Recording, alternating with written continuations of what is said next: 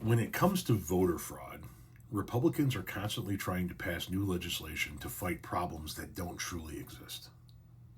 How many convictions have there been in Texas in the last 20 years, in Texas for the last 20 years, in non-citizens voting?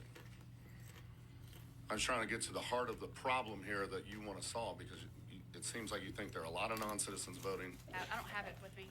My answer here is I have found 4 cases in the last 20, under 10. I found 4 specific cases in Texas, and in that same time frame, 150 million ballots cast in Texas, and we found 4. And those 4 shouldn't be taken lightly.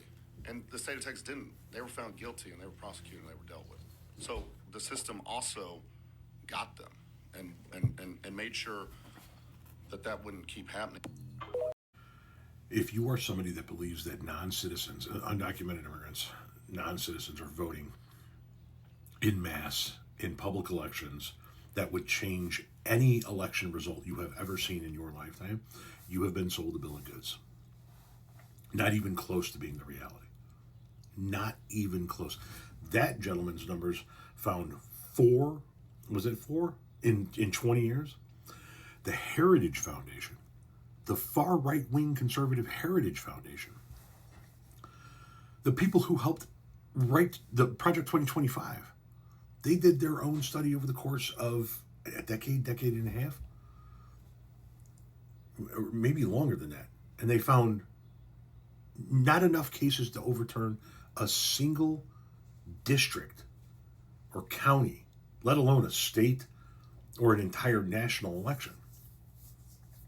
It's a problem that doesn't exist because these people, the undocumented immigrants of the world that these people think are out there voting in national elections, aren't going to risk getting caught and deported to cast a fucking ballot. I worked with undocumented immigrants for 20 years. I'm telling you, that is the last thing on their mind. There is no way in hell some roofer out there who's in this country illegally is going to risk being caught and deported so that he can make sure that Kamala Harris has a vote. No, that's not something that happens. It's not.